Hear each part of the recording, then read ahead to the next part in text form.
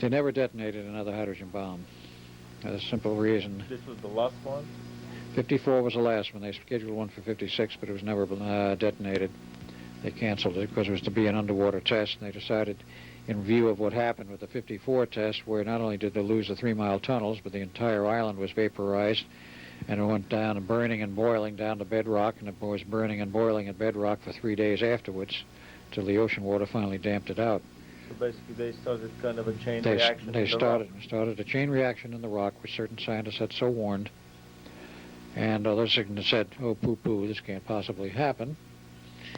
And those who poo-pooed it, of course, were those who ran the tests, and they were performed, and they found out it can happen. And they were afraid that the second explosion may ignite the very water of the oceans and explode the planet. They were afraid of this for the simple reason that H2O is the most common substance on Earth, the most common compound, and it's everywhere. And if somehow they were managed to start a chain reaction in the water itself, it would go through the entire oceans everywhere, and that would be essentially the end of the Earth. They did not, fortunately, set off such a reaction. Whether it's damped by minerals or whatever else, I don't know, but they were fortunate in that that did not happen. So all further tests were abandoned. Then, of course, the Russians start their H-bomb tests. And because the Americans didn't give them the data, they had to repeat everything again. Exactly. So they had their one and only test, which I believe was about 1959. And they expected, according to the reports which came even from Khrushchev later, about a 30 megaton yield. They got a little bit more. Something they would never admit how much, but it was in excess of 100 megatons. And the Russians said they would never set off another hydrogen bomb again, because it was totally out of control, so far as they were concerned. Their mathematical models, their predictions, the so-called nuclear theory was a pile of garbage. They don't really know personally a nuclear physicist. He's published 125 papers and used to teach at UC Berkeley, who said the same thing. He says the nuclear scientists have no idea what's going on. They don't know what's going on with nuclear processes, period. And this from a nuclear physicist. This is the famous explosion on an island in the sea north of Siberia, in basically the northern ocean. That was so powerful that it broke the needles on the seismographs not only in Russia but in many other countries. The earthquake created by it was so powerful. Well, that one I did not hear of. I most certainly don't hear of everything, and that's why it's necessary for people to get together and compare notes and do networking.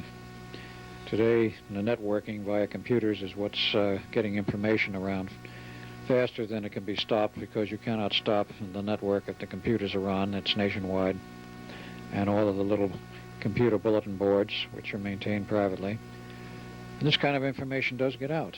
Back in the 50s, there were no computers and computer networks. It had to be verbal. Talking about nuclear bombs, I was very interested when you mentioned that there are persistent rumors and even comments by some major physicists, Oppenheimer included, that the two devices that were exploded over Japan were actually of German origin, of German production. This was alluded to by a German who was writing or connected with the book that was published in Toronto, Canada, outlining the history of the UFO development in Germany, and also making some passing reference to the nuclear program which Germany had ongoing during World War II. And it was known, it was found out after the war was over, it was known that the Germans had developed and had built a number of atomic bombs which were in their arsenal and apparently never used. And they were working on a super bomb of a totally unknown design, which they were going to plan to use on New York or London, probably London or New York, whichever they chose to wipe out first, which, according to the reports, a single bomb about the size of a pineapple was sufficient to wipe out the entire city, which is to say was more powerful than the hydrogen bombs which were yet to be invented. But this would easily be an anti-matter bomb. Very possibly. That's about the only thing that would do it. The German technology was so far advanced beyond ours, it's unbelievable, and it's unbelievable that they lost the war. but they did. And perhaps better for all of us that did happen. But their technology was very advanced, and they were into these areas. Now, the reports were that, and this was allegedly admitted by Oppenheimer after the war was over, that the 2 bombs we dropped on Japan at Hiroshima and Nagasaki we did not build.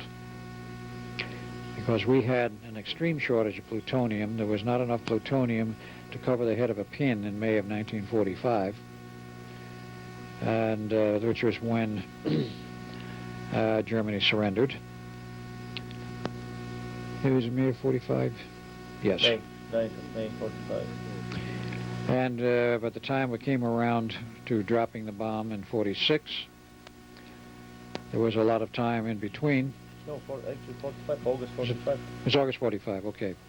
There was a few months in between, and it was in that interim period that we suddenly were able to develop a bomb which was dropped, or actually not dropped, but tested at Trinity, New Mexico, allegedly the first nuclear device we had built.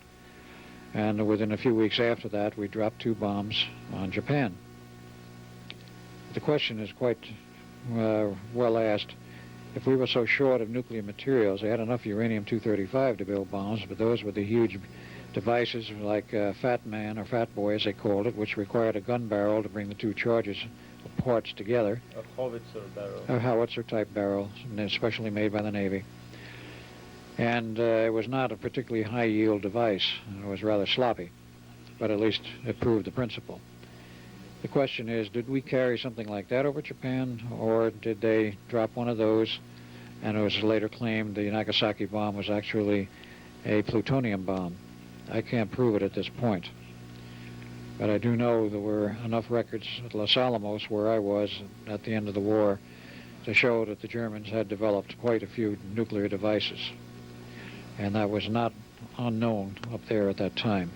What is your explanation of why Hitler didn't use these devices at the end of the war?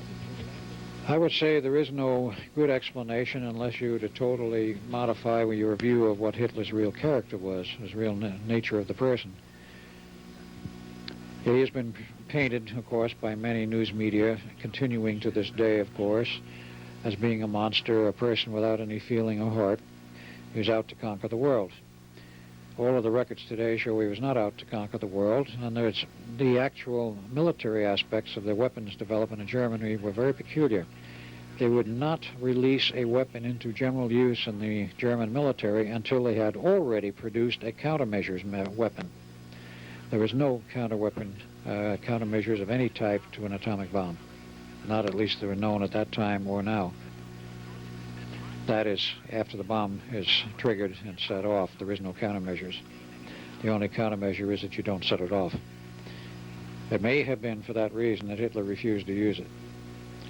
This is speculation, of course, at this point. If he had it and he was losing the war, why didn't he use it as a military weapon? He many times ignored the advice of his own military high staff because he got into the area of the Aryan racial considerations, the racial superiority, and when the British were on the beach at Dunkirk waiting to be evacuated back to England, after they were driven into the sea, the German High Command wanted to kill all of the British because, after all, they were soldiers and there was a war on, and there's about 500,000, and there were prime targets and legitimate targets in terms of war to be eliminated, as you would eliminate any army in the field. Hitler interceded and says, no, you will not attack them. You will let them escape. They're Aryans. You don't kill Aryans. That was his thinking at the time. The British survived, of course, and some Australians and others with them. And the end result, of course, they lived to come back to Europe another day, which, of course, did happen. But he had some very peculiar philosophies, and one among them was he did not want to wipe out necessarily a lot of Aryans, which he considered the British as being. So one has to take another look, no matter how difficult it may be, at some of Hitler's philosophy and find out where his head was really at, because you will not get a true picture from the current propaganda or the ongoing propaganda from the end of World War II or during World War II.